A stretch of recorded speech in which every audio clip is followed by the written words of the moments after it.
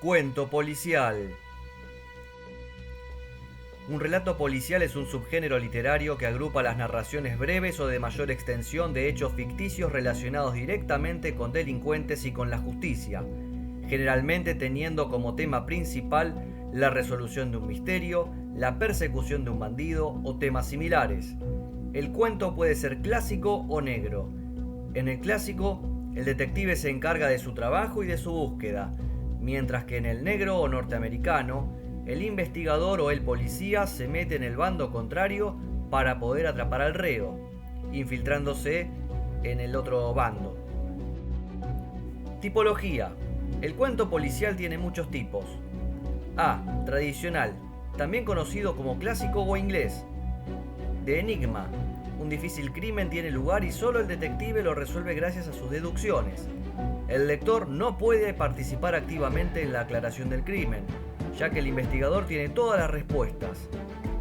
De problema. El crimen es resuelto por medio de pruebas físicas, psicológicas y declaraciones de testigos y sospechosos. El lector puede intervenir activamente a medida que se lleva a cabo la investigación. B. Negro o norteamericano.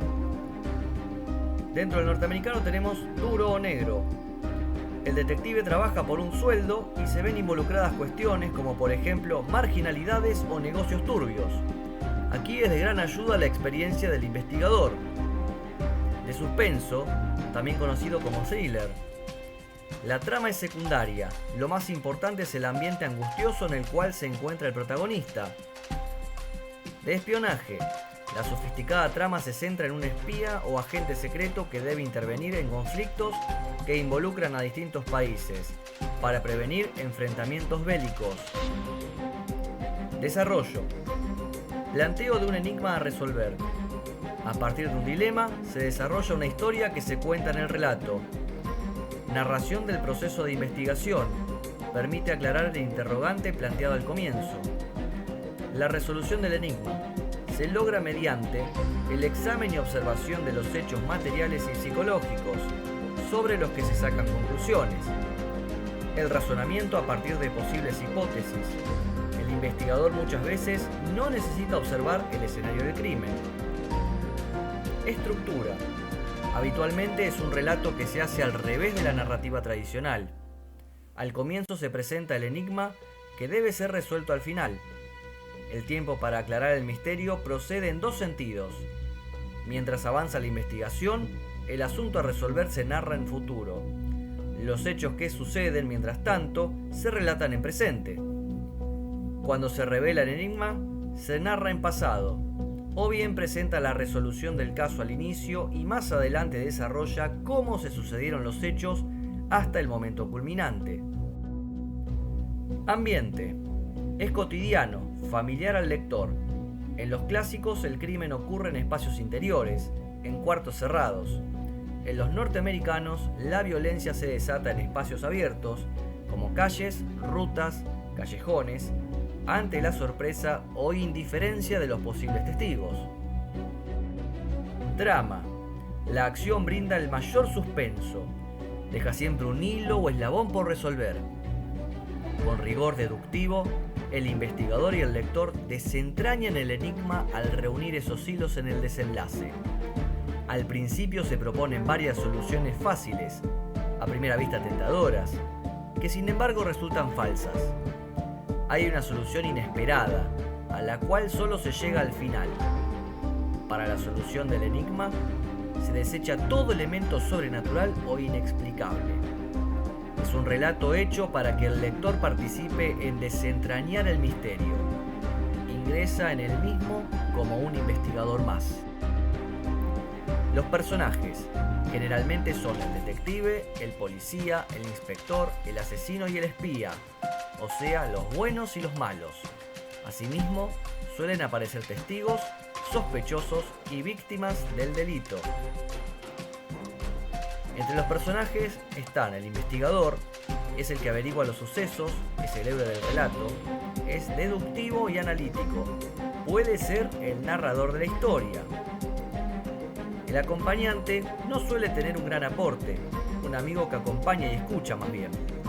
En general es el que relata, y el lector se identifica con él ya que es el último en comprender.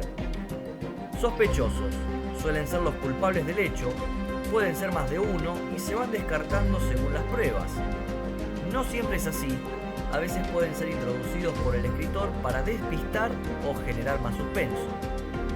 Testigos ofrecen datos que pueden ayudar a esclarecer el misterio.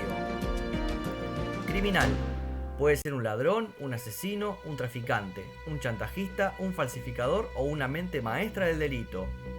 En general es la némesis del detective.